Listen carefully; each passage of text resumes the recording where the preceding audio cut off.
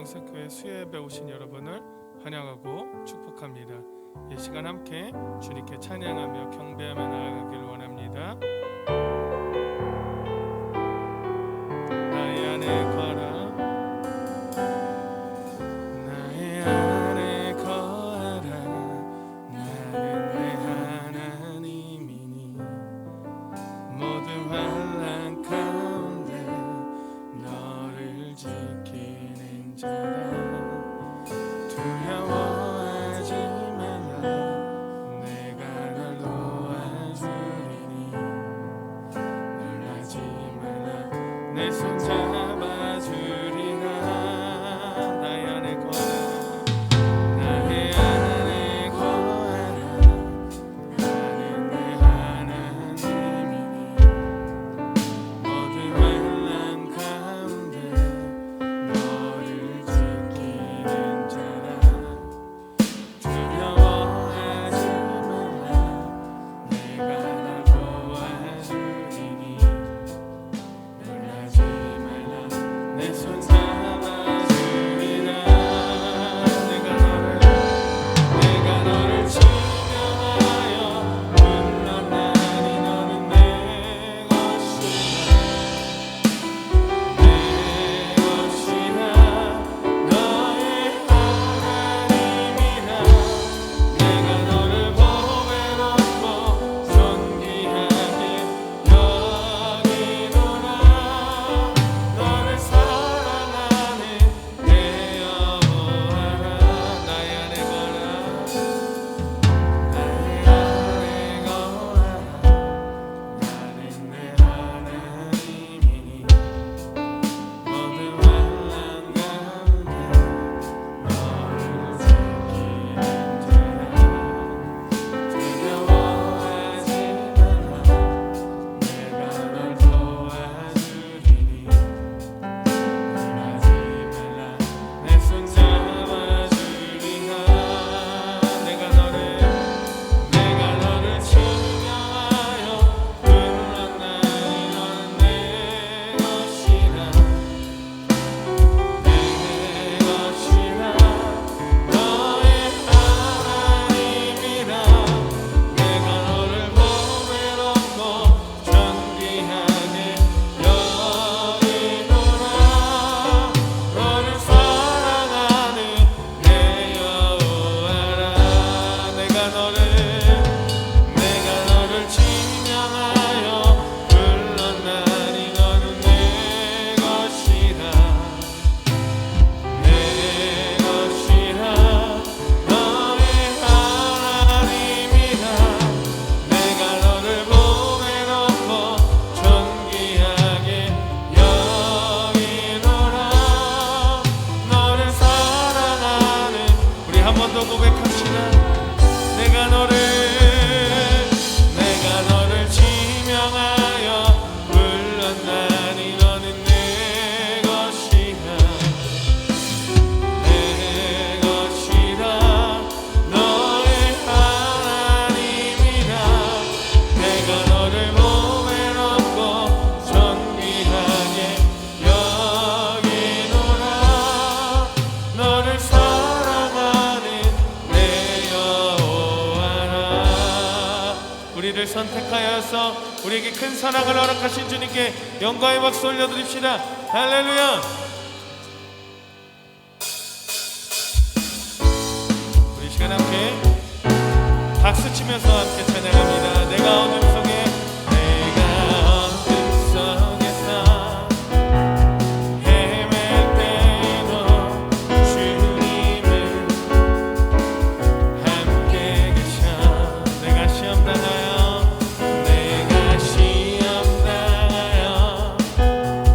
괴로울 때도 주님은 함께 계셔. 기뻐 찬양하네, 기뻐 찬양하네.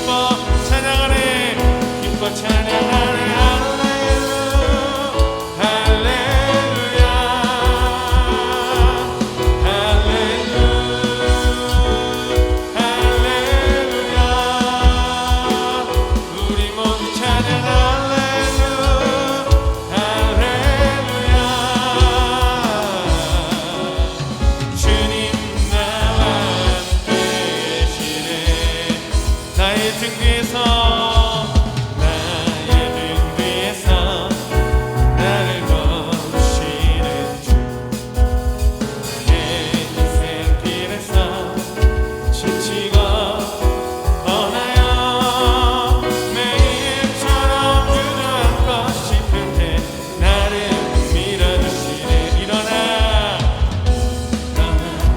걸어라 내가 새 힘을 주리니 일어나 너 걸어라 내 너를 더 나의 등 뒤에서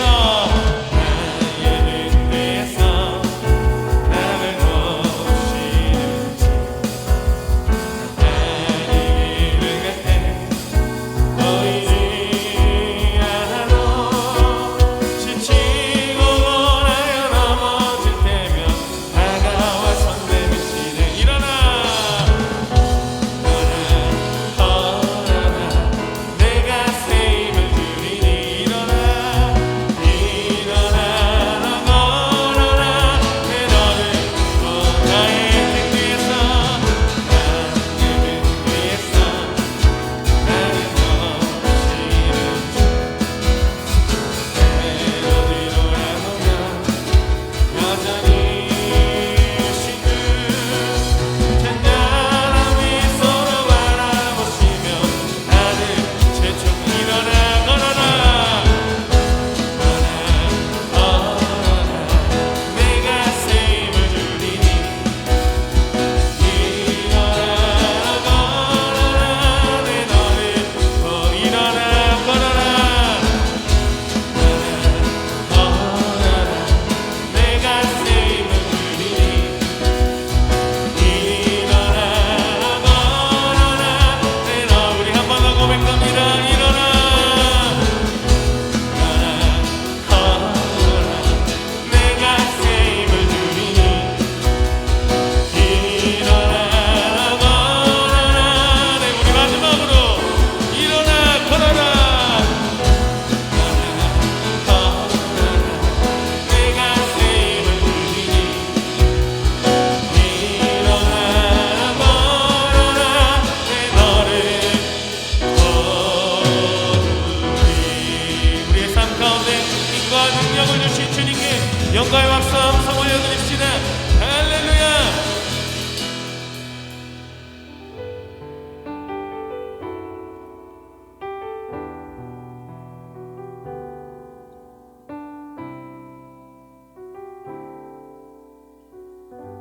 주 나의 모습 보네 주 나의 모습 보네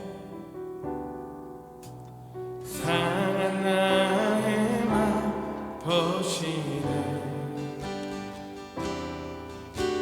주 나의 눈물 안에 홀로 울던 맘 아시네 주 사랑 내게 있네 주 사랑 내게 있네 그 사랑이 날 채우네 주 내게 있네 그대로 날 세우네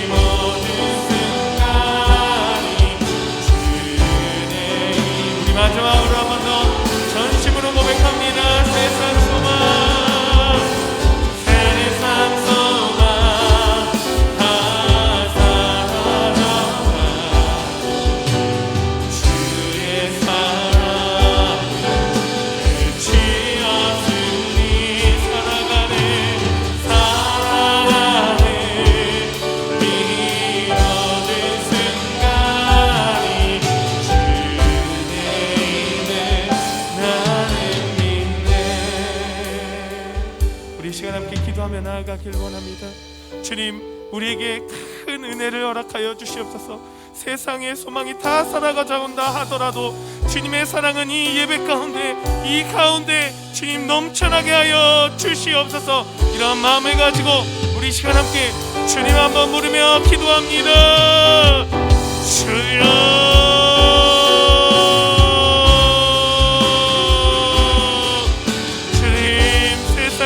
사라져 간다하여도 주님의 사랑은 변함이 없길 바라길 원합니다. 주님 도와여 주시옵소서. 주님 역사하여 주시옵소서. 하나님, 오늘도 우리가 이 예배 가운데 그 성령의 인도하심 우리가 맛보길 원합니다. 아버지, 주여 역사하여 주시옵소서.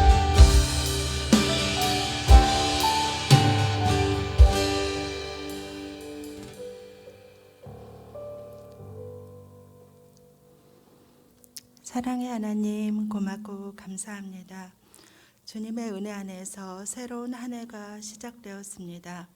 하루하루를 주님의 말씀으로 인도함 받게 하옵소서. 이 시간 비록 비대면 예배로 드리지만 가정에서 드려지는 주님의 이름으로 모인 지체들이 신령과 진정으로 예배하는 귀한 은혜의 시간 되게 하옵소서. 어느 때보다 주님의 은혜가 더욱 필요합니다. 주님, 우리들을 불쌍히 여겨 주옵소서. 긍휼을 베풀어 주옵소서. 우리가 숨을 쉬는 것처럼 당연한 예배를 소중히 여기지 못하고 감사하지 못하였습니다. 용서하여 주옵소서. 우리의 믿음의 실상을 깨닫게 하시고 통곡하며 회개하게 하시며 주님께 엎드리는 시간 되게 하옵소서. 주님의 말씀을 더욱더 붙잡고 살아가는 저희들 되게 하옵소서. 어떤 핍박이 우리를 향해 달려올지라도 저희들 흔들리지 않고 넘어지지 않고 주님의 길을 당당하게 걸어갈 수 있게 하옵소서. 하루속히 코로나가 소멸되고 종식되어서 주님께 예배드리기 위해 달려가는 발걸음을 사모하게 하옵소서.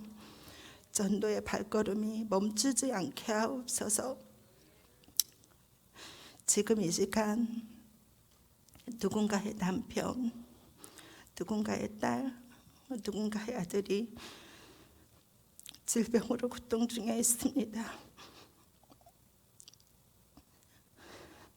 우리가 어찌 그들의 아픔을 10분의 1이라도 알 수 있고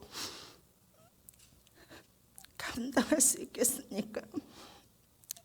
우리들은 그저 기도와 한 방울의 눈물을 흘려줄 뿐입니다. 주님, 주님의 자녀들을 고쳐주시옵소서. 그들의 마음을 붙잡아 주시고 손잡아 주시고 주님께서 친히 의사가 되어 깨끗하게 치유하여 주시옵소서. 이렇게 세워주셔서 주님의 그 사랑을 세계 열방에 전하는 자들이 되게 하옵소서. 올해도 주님의 사역을 위해 세우신 우리 교회 일꾼들을 기억하옵시고 모든 기관이 잘 화합하여 사랑으로 아름다운 공동체를 만들어 나가게 하옵소서. 특별히 우리 교육부를 기억하옵시고 우리 아이들을 믿음 잃지 않게 붙잡아 주셔서 하나도 세상에 뺏기지 않고 믿음의 귀한 자녀로 자랄 수 있도록 도와주옵소서. 교육부 부서가 100명 아니 200명 아니 300명이 넘는 아이들로 부흥할 수 있게 하여 주시옵소서.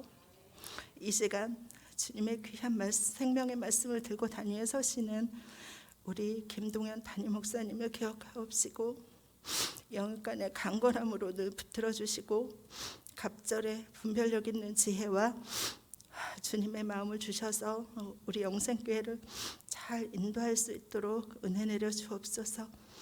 듣는 저희들 전하는 귀한 말씀이 우리들의 영을 새롭게 하고 새로워져 전신갑주를 입는 시간 되게 하옵소서.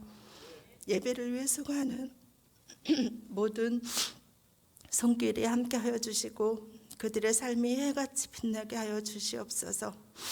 코로나로 인해 모든 것이 멈춰진 듯 보이지만 주님의 계획은 결코 멈추지 않았음을 깨닫는 시간 되게 하옵소서.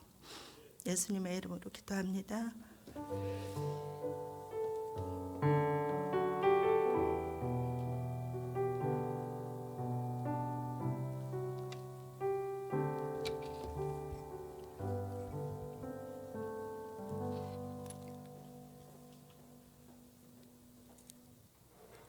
성경 말씀 마태복음 19장 27절에서 30절 말씀입니다. 이에 베드로가 대답하여 이르되 보소서 우리가 모든 것을 버리고 주를 따랐사온데 그런즉 우리가 무엇을 얻으리이까? 예수께서 이르시되 내가 진실로 너희에게 이르노니 세상이 새롭게 되어 인자가 자기 영광의 보좌에 앉을 때에 나를 따르는 너희도 12 보좌에 앉아 이스라엘 12지파를 심판하리라. 또 내 이름을 위하여 집이나 형제나 자매나 부모나 자식이나 전토를 벌인 자마다 여러 배를 받고 영생을 상속하리라. 그러나 먼저 된 자로서 나중되고 나중된 자로서 먼저 된 자가 많으니라. 아멘. 예, 우리 귀한 권사님들 정말로 교회를 사랑하는 마음으로 또 기도해 주시고 말씀 또 봉독해 주셔서 감사합니다. 우리 함께 기도하도록 하겠습니다. 사랑과 은혜가 많으신 우리 주님, 오늘 이 시간 주님 앞에 귀한 예물을 올려드립니다. 애타는 심정으로 주님 앞에 간절한 기도의 제목을 담아 주 앞에 올려드립니다. 반드시 우리 성도들의 그 기도의 제목이 응답되게 하여 주시고, 하나님이 코로나19의 어렵고 힘든 상황들을 잘 이겨갈 수 있는 힘이 되게 하여 주시고, 반드시 믿음으로 승리하는 복된 우리들 모두가 되게 하여 주시옵소서. 1만 성도 헌금을 주님 앞에 드립니다. 1,000번째 예물을 주님 앞에 드립니다. 생일 맞이해서 성전 꽃꽂이 헌금을 드립니다. 내가 가진 것이 주님의 것임을 믿음으로 고백하며 11조 예물을 드립니다. 교육부 후원헌금, 예수사랑 헌금, 또 선교 헌금, 건축 헌금, 인재 양성 헌금을 주님 앞에 드립니다. 하나님, 쓰이는 곳곳마다 하나님의 역사와 능력이 나타나게 하여 주옵소서. 이 땅에서 코로나19가 종식되게 하시고, 주님, 교회가 복음을 위해서 굳건하게 더욱더 서갈 수 있도록 함께 하시고, 우리 성도들을 붙잡아 주셔서 믿음 잃지 않고 우리가 다시 만나게 되었을 때 더욱더 뜨겁게 사랑하며 주님의 복음과 교회를 위하여 아름답게 일어서게 하여 주옵소서. 예수님의 이름으로 간절히 기도하옵나이다. 아멘. 자, 우리 성도님들 함께 인사하겠습니다. 함께 일어나 기도하고 전도합시다. 한 번 더 하겠습니다. 함께 일어나 기도하고 전도합시다. 네, 감사합니다. 지난 시간 마태복음 강의에서 우리는 한 부자 청년을 만났습니다. 그는 살인하지 말라, 간음하지 말라, 도둑질하지 말라, 거짓 증언하지 말라, 내 부모를 공경하라, 내 이웃을 내 몸과 같이 사랑하라. 이 모든 구약의 율법 10계명을 아주 잘 지켜온 그런 사람이었습니다. 그 때문에 스스로에 대한 율법적인 자부심과 하나님 나라에 대한 영생에 대한 자신감이 가득했습니다. 그런 그가 주님 앞에 나와서 이렇게 물었죠. 아마도 오직 말씀대로 살았다, 율법에 따라서 살았다, 그렇게 살아온 자신의 삶에 대한 칭찬과 또 영생에 대한 긍정적인 확답을 주님께 얻고 싶었을 것입니다. 마태복음 19장 16절 말씀입니다. 어떤 사람이 주께 와서 이르되 선생님이여, 내가 무슨 선한 일을 하여야 영생을 얻으리이까? 하지만 주님은 칭찬은커녕 오히려 그가 가진 모든 소유를 팔아서 가난한 자들에게 주고 당신을 따르라 이렇게 명령하셨습니다. 그렇게 하면 하늘에서 너에게 보화가 있으리라. 이 청년의 질문에 이렇게 답하신 것이지요.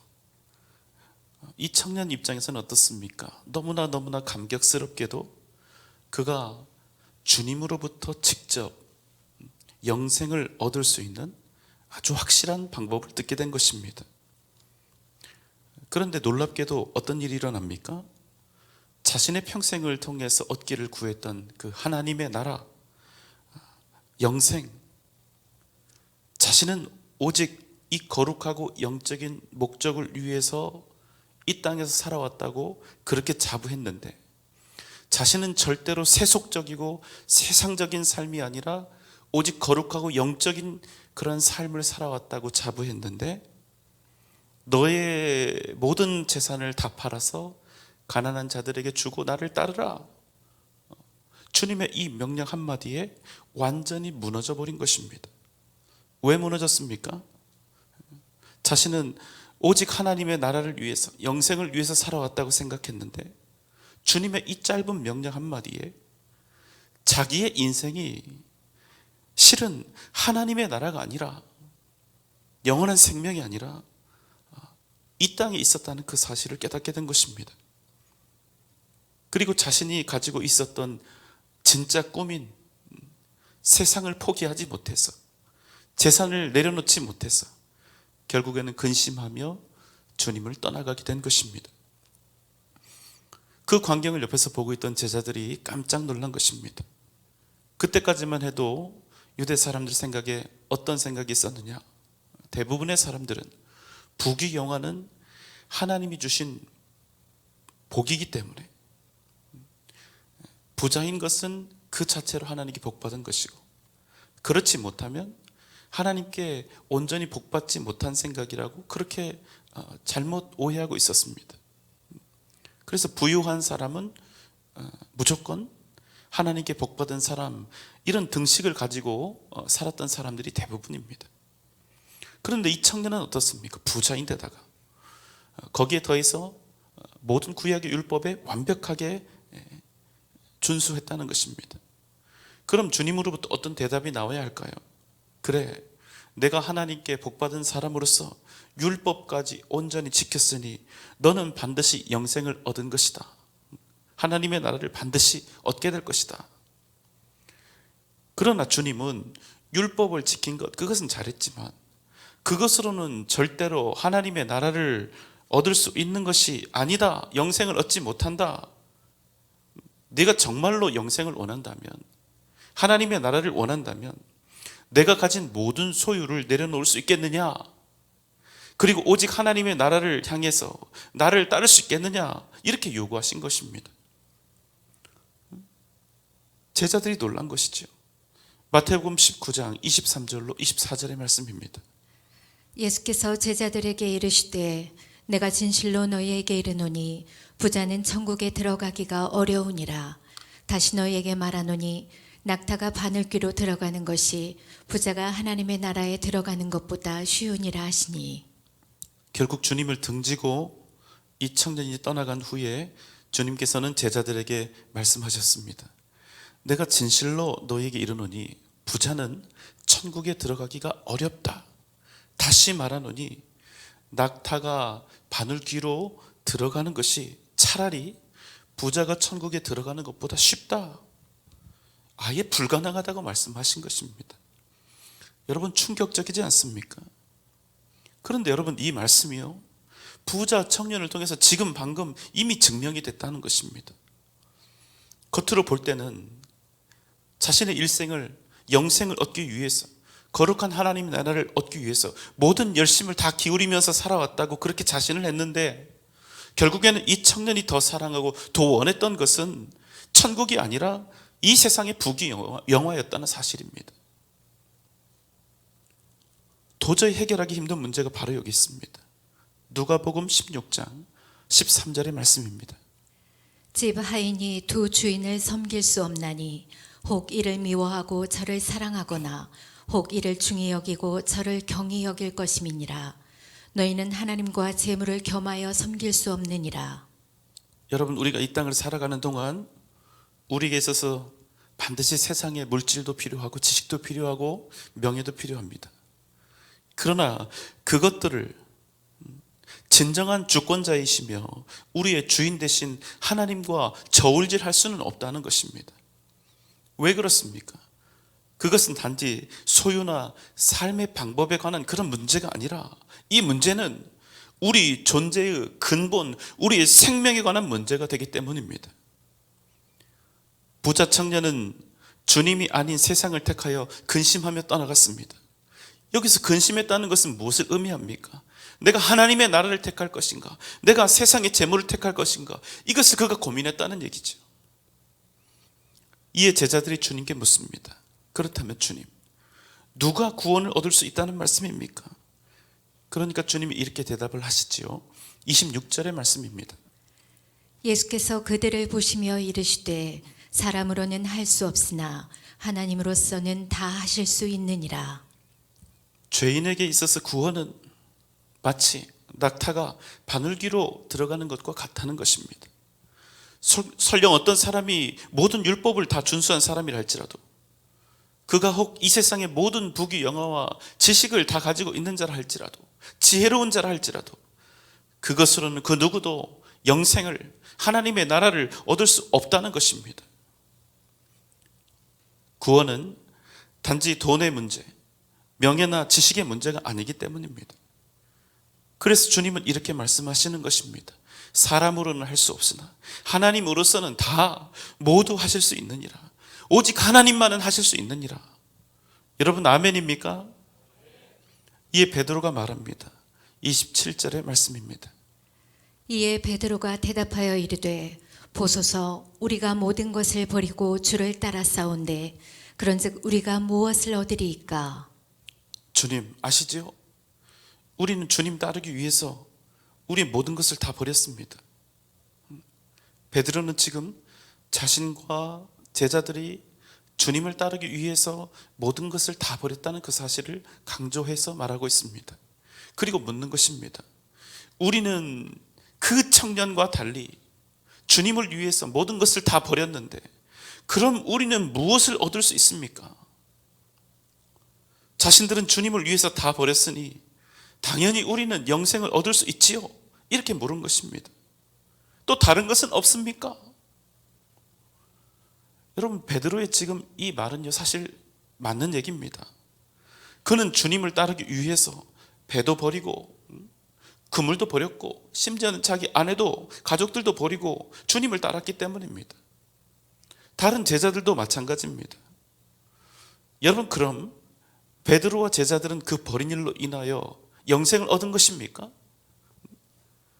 그것을 버린 이유가 그들이 영생을 얻은 이유가 될 수 있습니까?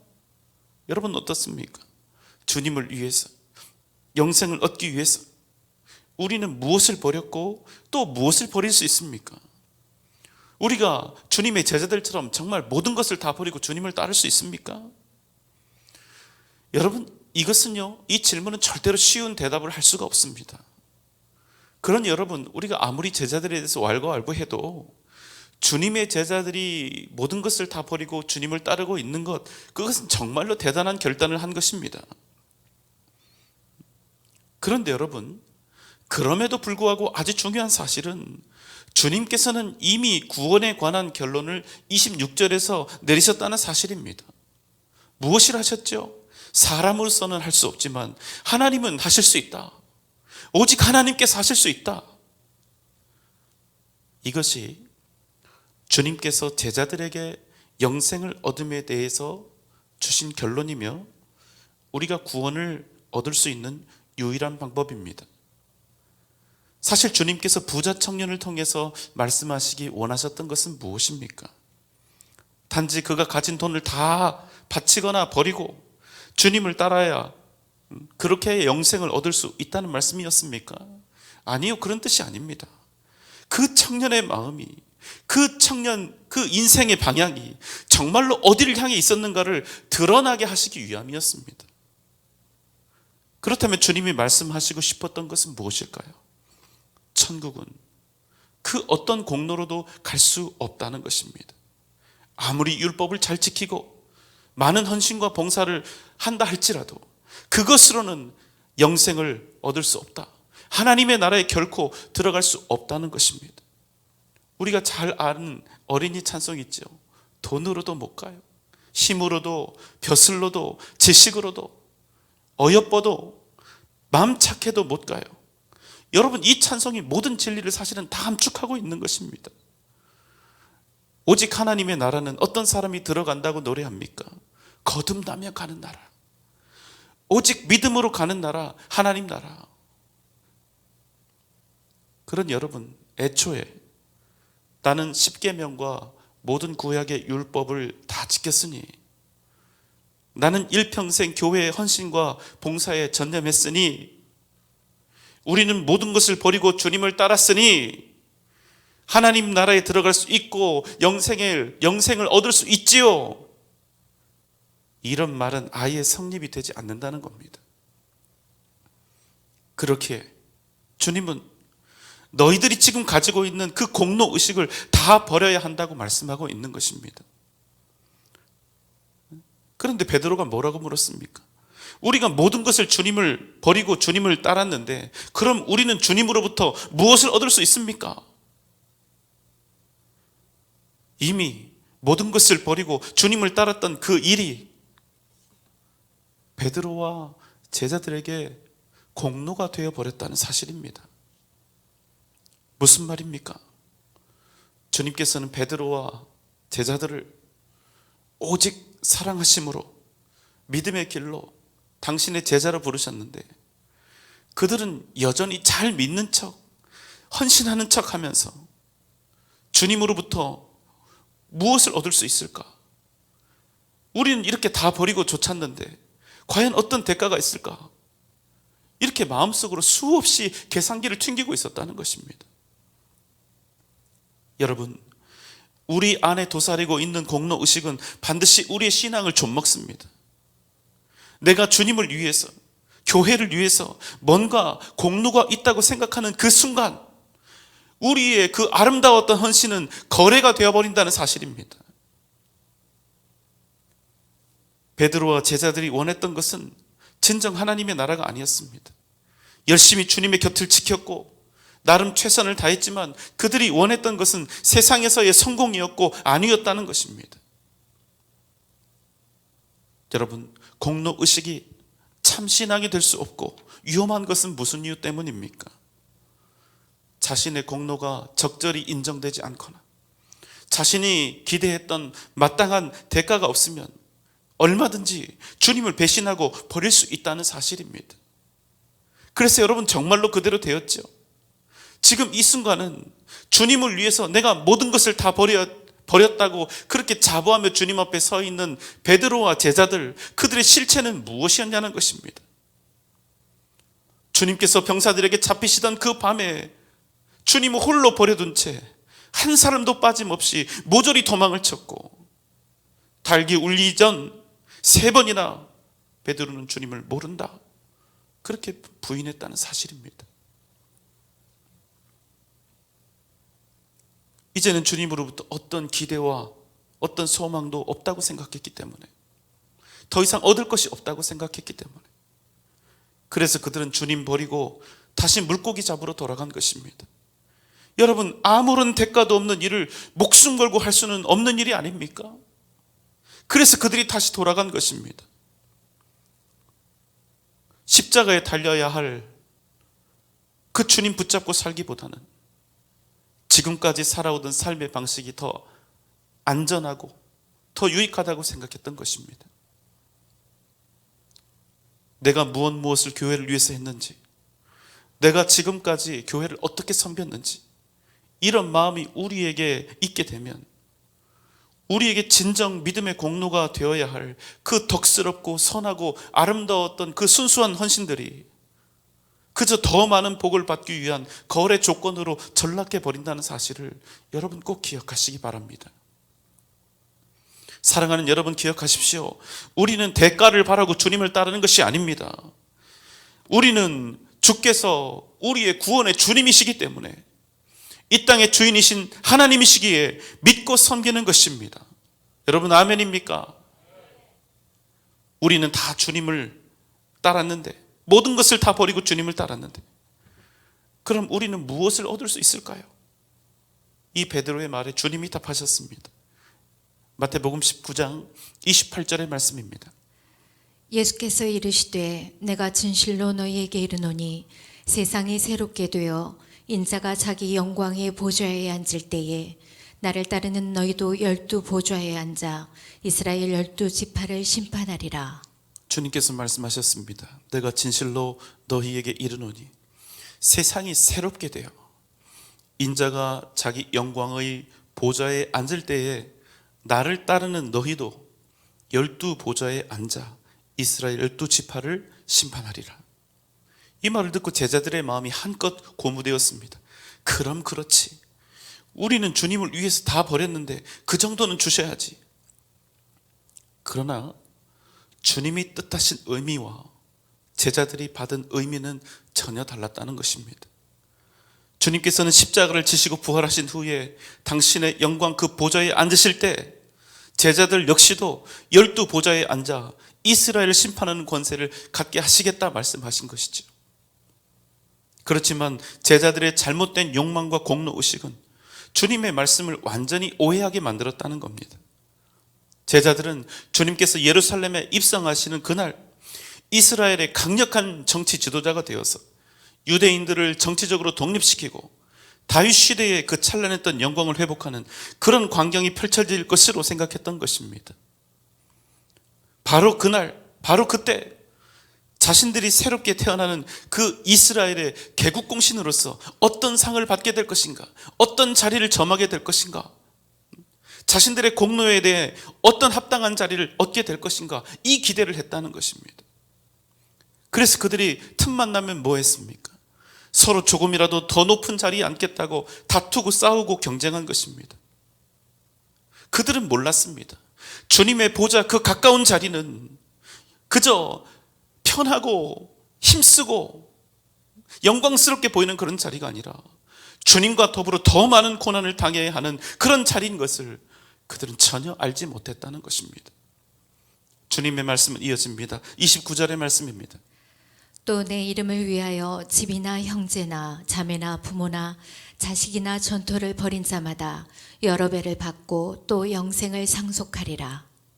내 이름을 위하여, 예수 그리스도 그 이름을 위하여 집이나 형제나 자매나 부모나 자식이나 전토를 벌인 자마다 그 벌인 것에 여러 배를 받고 또 영생을 상속하리라. 저는 우리 모든 성도님들이 이 복 받기를 주님의 이름으로 축원합니다. 반드시 주님을 위해서 사십시오. 대충 살지 마시고 모든 것을 다해서 주님을 사랑하십시오. 그럼 반드시 주님께서 오늘 이 29절의 말씀처럼 우리가 주님께 드린 크고 작은 헌신과 충성들, 우리가 마음을 다해서 주님을 사랑하는 마음으로 드렸던 이것들, 주님을 위해서 포기하고 내려놓고 버렸던 그 모든 것들, 그것들의 여러 배를 여러분과 여러분의 가정 위에 넘치도록 부어주실 것입니다. 그럼에도 여러분, 오늘 말씀의 핵심은 29절이 아니라 30절에 있습니다. 30절의 말씀입니다. 그러나 먼저 된 자로서 나중되고 나중된 자로서 먼저 될 자가 많으니라. 주님을 위해서 세상의 것들을 다 내려놓고 버리고 포기한 사람들, 그들은 주님으로부터 여러 배를 받고 영생을 얻게 될 것이다. 그러나 먼저 된 자로서 나중되고 나중된 자로서 먼저 될 자가 그냥 있다가 아니라 많으니라. 여러분, 그런데 이 말이 좀 멋있어 보이긴 해도요, 사실은 비상식적인 그런 일이 아닙니까? 세상에서는 어떻습니까? 한 걸음이라도 더 열심히 살고 한 걸음이라도 더 앞에 나가 있는 사람이 이기고 높아지고 기억되는 것이 일반적입니다. 그리고 대부분의 사람들은 그것이 정당하다고 믿고 있습니다. 그런데 오늘 주님은 사람의 노력이나 공로나 수고도 중요하지만 먼저 된 자로서 오히려 나중되고, 나중된 자, 우리가 볼 때 나중된 것처럼 보이는 사람들, 뒤떨어진 듯 보이고 가난한 듯 보이고 힘도 없고 무기력한 듯 보이지만 오히려 먼저 될 자가 적지 않고 많다고 우리에게 가르쳐 주신다는 것입니다. 이에 대해서 전도서 말씀 우리에게 이렇게 말씀합니다. 전도서 9장 11절의 말씀입니다. 내가 다시 해 아래에서 보니 빠른 경주자들이라고 선착하는 것이 아니며 용사들이라고 전쟁에 승리하는 것이 아니며 지혜자들이라고 음식물을 얻는 것도 아니며 명철자들이라고 재물을 얻는 것도 아니며 지식인들이라고 은총을 입는 것이 아니니 이는 시기와 기회는 그들 모두에게 임함이니라. 지혜의 왕 솔로몬은 성령의 영감으로 이렇게 외쳤습니다. 빠른 경주자들이라고 해서 먼저 선착하는 것이 아니며 용맹스러운 군사들이라고 해서 무조건 전쟁에서 이기는 것이 아니며 높은 지혜를 가졌다 하여 음식물을 얻는 것도 아니고 명철한 자라 하여 재물을 얻는 것도 아니며 지식을 많이 가졌다 하여 은총을 얻는 것이 아니다. 그리고 이어서 이렇게 말씀하는 것입니다. 왜냐하면 그 시기와 기회는 그들 모두에게 임하기 때문에. 여러분, 사람의 인생 중에 임하는 가장 중대한 그 시기와 기회는 무엇입니까? 그것은 바로 살아계신 하나님과 만나는 것입니다. 그의 아들 예수 그리스도의 십자가를 믿고 구원받아 영생을 얻는 것입니다. 하나님의 자녀가 되고 백성이 되어서 영원한 하나님의 나라를 얻게 되는 것입니다. 이것이 바로 우리의 인생 중에 임하는 가장 중요한 기회이며 시기가 되는 것입니다. 그런데 여러분, 진짜 중요한 것은 바로 그 기회, 그 시기는 결단코 사람의 노력이나 공로로 되는 것이 아니라는 사실입니다. 왜 그렇습니까? 이 세상 모든 것은 사람 손에 달린 것이 아니라 오직 하나님 손에 달려있기 때문입니다. 만물은 단지 사람의 우수함이나 노력에 달린 것이 아니라 하나님의 주권과 인도하심에 달려있기 때문입니다. 우리 교회 안에서도 마찬가지입니다. 그저 먼저 믿고 직분 받은 것이 정말로 그 사람이 먼저됨을 의미하는 것이 얼마든지 아닐 수 있다는 것입니다. 내가 지금 교회에서 중직자이고 임직 비택 받은 것이 결단코 내가 먼저 되었음을 뜻하는 것이 아니라는 뜻입니다. 여러분, 우리 성도님들 앞에서 저는 이렇게 목사로 서 있습니다. 여러분을 이끌어 귀한 주님의 교회를 섬기고 있습니다. 그러나 저는 오늘 이 30절의 말씀을 항상 잊지 않고 있습니다. 목사가 겉으로 보기에는 먼저 된 사람처럼 보이고 영적으로 대단해 보일 수 있을지라도 저는 저보다 더 먼저 되고 더 위대하게 일어서는 귀한 성도님들이 우리 교회에서 더 많이 주님 앞에 드려질 수 있기를 간절히 소원하고 있습니다. 앞에 있는 이 목사보다 하나님을 더 사랑하고 목사보다 더 주님께 헌신하고 충성하는 위대한 믿음의 사람들로 우리 전주 영생교회가 가득 채워지기를 날마다 기도하고 있습니다. 사랑하는 여러분, 꼭 그런 믿음을 가진 사람들이 되시기 바랍니다. 그저 한두 번 이런저런 일들을 잘 감당한 것으로 만족하면서 사는 그런 분들이 아니라 일평생 오직 주님을 가장 사랑하고 그분을 섬기며 단지 사람이 열심을 내서 할 수 있는 그런 일이 아니라 오직 하나님의 도우심, 오직 하나님만이 하실 수 있는 그 위대한 역사를 기억하며 그 역사를 이루어가는 복된 우리 성도님들이 되시기를 주님의 이름으로 소망합니다. 나중되었으나 제자들보다 먼저 된 사람들이 성경에는 많이 등장합니다. 그들은 사람들로부터 소외된 자들이었습니다. 작고 연약한 사람들이었습니다. 그러나 그들은 그 누구보다 먼저 하나님 앞에서 믿음으로 된 사람들이었습니다. 주여, 내 집에 들어오심을 나는 감당치 못하겠사오니 다만 말씀으로만 하옵소서. 그러면 내 하인이 낫게 싸움나이다. 겸손히 엎드렸던 백부장, 12의 혈루증을 앓았지만 그저 주님의 옷자락만 만져도 구원을 받겠다 믿었던 한 여인, 개들도 제 주인의 상에서 떨어지는 부스러기를 먹나이다 외치며 주님을 끝까지 붙잡았던 가나안 여인, 침을 땅에 뱉고 흙을 이겨서 눈에 바르고 실로암 못에 가서 씻으라 했을 때 그 더럽고도 불합리한 명령에 기꺼이 순종했던 맹인, 누가복음 8장에 가면 죄를 지은 한 여인이 등장을 하는데, 그러나 그 여인은 주님의 발 앞에 엎드려서 값비싼 향유를 아낌없이 부으며 입 맞추고 눈물로 그 발을 적셨습니다. 그들은 제자들처럼 성경에서 많이 언급되지 않습니다. 언제나 주님 곁에 있었던 그런 사람들도 아니었습니다. 사람들로부터 칭송받거나 사랑받던 이들도 아니었습니다. 다만 자신들의 짜여진 그 소임에 따라서 단편으로 소개되고 잊혀지는 사람들에 불과했습니다. 그러나 그들은 우리 사람들의 눈에 보기에는 나중된 사람들이었지만 먼저 되었던 믿음의 사람들 중 하나였습니다. 주님께서 그들에게 이렇게 말씀하셨죠. 내 믿음대로 될지어다. 여러분 기억하십시오.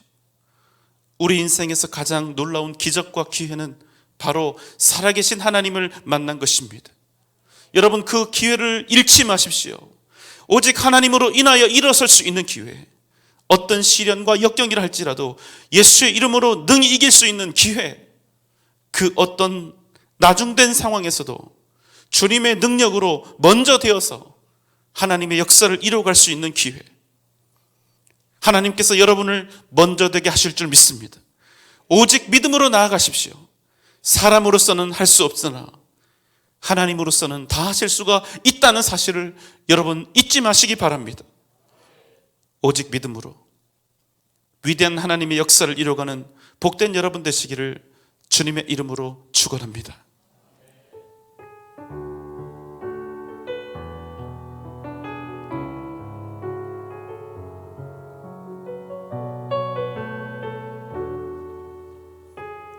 날이 저물어 갈 때, 날이 저물어 갈 때, 빈들에서 걸을 때, 그때가 하나님의 때. 내 힘으로 안 될 때, 빈손으로 걸을 때, 내가 고백해 여호와 이래. 처음부터 다시 찬양합시다. 날이 저물어 갈 때, 날이 저물어 갈 때, 빈들에서 걸을 때, 그때가 하나님의 때. 내 힘으로 안 될 때, 빈손으로 걸을 때, 내가 고백해 여호와 주가 일하시네. 주가 일하시네. 주가 일하시네. 주께 아끼지 않는 자에게 주가 일하시네. 주가 일하시네. 신뢰하며 걷는 자에게. 우리 모인 이곳에 주님 함께 계시네. 우리 내 아버지 은혜. 적은 떡과 물고기 내 모든 걸 드릴 때 모두 고백해 여호와 이래. 주가 일하시네. 주가 일하시네.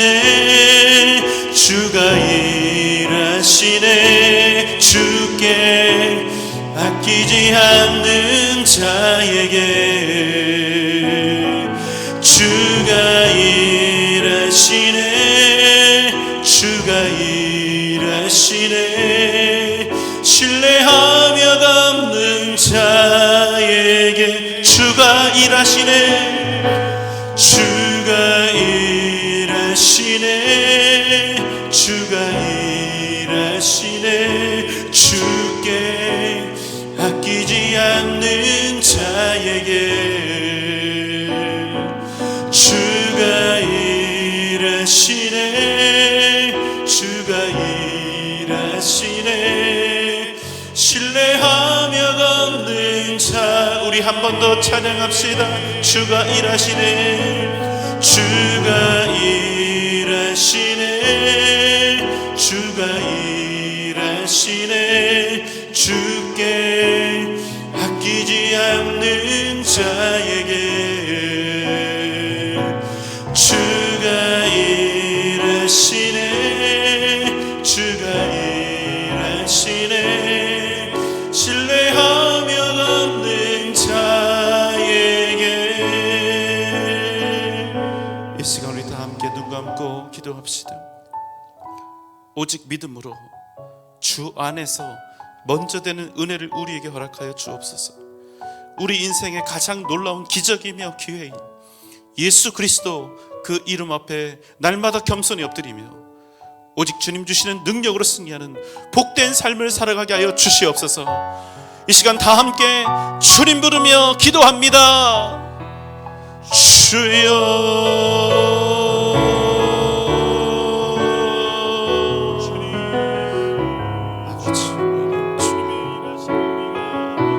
주님 우리를 통하여 역사해 주시옵소서. 살아계신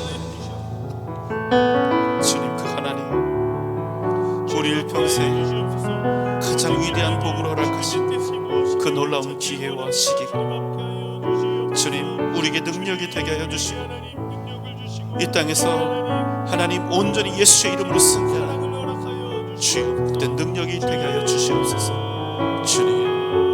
주님 도와주옵소서. 오직 믿음으로 승리하게 주옵소서. 예수의 이름으로 먼저 되는 은혜를 허락하여 주옵소서. 오직 믿음으로 먼저 되게 하여 주옵소서. 주여 도와주옵소서. 주님 도와주옵소서. 주님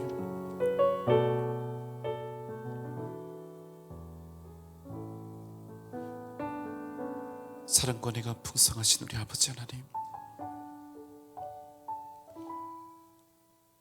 일생일대 가장 큰 기회이며 축복이며 또 능력인